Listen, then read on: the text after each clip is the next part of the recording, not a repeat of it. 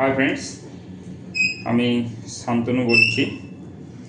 আমার ইউটিউব চ্যানেলের নাম শান্তনু ওয়ান পিজন্স কেয়ার। তা আজকের সকাল সকাল আমি আমার পায়রাগুলোকে স্নান করার জন্য ছেড়েছিলাম। তা পায়রাগুলোকে স্নান করার জন্য ছাড়ার ফলে পায়রাগুলো বেলার দিকে যখন আমি দোকানের দিকে চলে যাই, তা বেলায় যখন বৃষ্টি আসে তা তখন গিয়ে আমার সব পায়রা ভিজে যায়। তা বিকালবেলা এসে দেখলাম পায়রা একটু গা ফুলিয়ে বসে রয়েছে। তাই আমি আমার পায়রাকে একটু ভিতর থেকে ইমিউনিটি বুস্ট করার জন্য এই যে দেখছো রসুন, এই যে আদা, এর মধ্যে অল্প একটুকুনি হলুদ দেবো, কারণ আমরা সবাই জানি সবচাইতে অ্যান্টিবায়োটিক হিসাবে হলুদ ভালো শরীরে কাজ করে।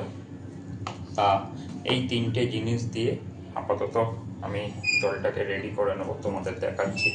প্রথমে আদাটাকে আমি দূষিত করে নেব।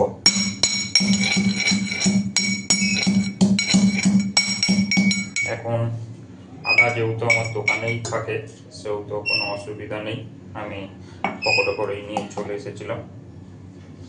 এবার রসুনটাকে থেতো করে নিচ্ছি।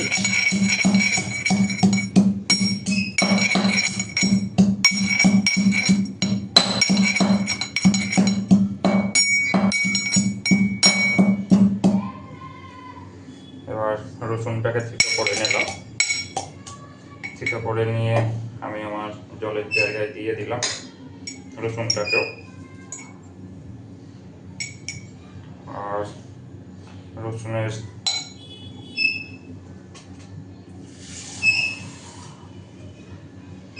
পাত্রটাকে আরেকবার ধুয়ে নিয়ে ভালো করে ওর মধ্যে দিয়ে দিলাম।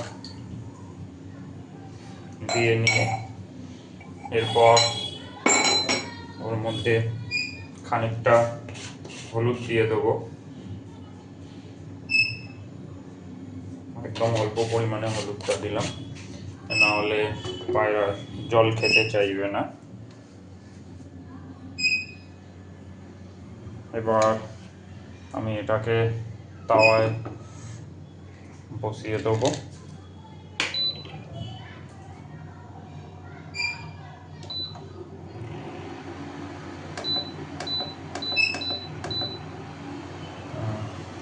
একশোয় সেট করেছি, আমি ক্যামেরাটা উল্টো করে দেখাতে পারছি না, তা আমি ওটাকে 100-এ সেট করেছি। হালকা তাওয়া করবো, ততক্ষণে এই জায়গাটাকে আমি একটু ধুয়ে নেব।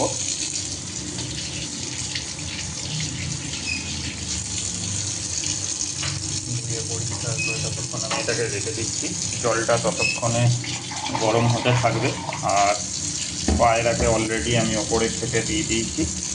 আর যেহেতু পায়রার ঘরের ভেতরটাও হালকা ভিজেছিল, তাই ওই জায়গাটাও ধুয়ে পরিষ্কার করে দিলাম। কারণ হচ্ছে জানবে বৃষ্টির জন্য যদি ওখানে জলটা জমে থাকে তখন গিয়ে আরও বেশি পায়রার সমস্যা হবে।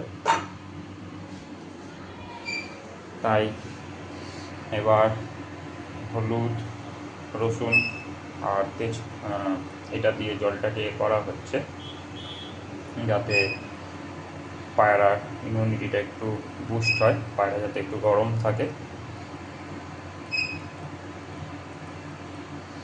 তা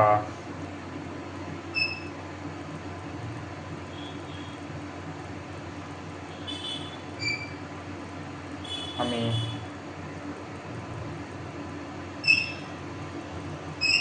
জলটা গরম হতে অনেকটাই সময় লাগবে, তাই বন্ধুরা এটা আমি এখানে স্টপ করছি।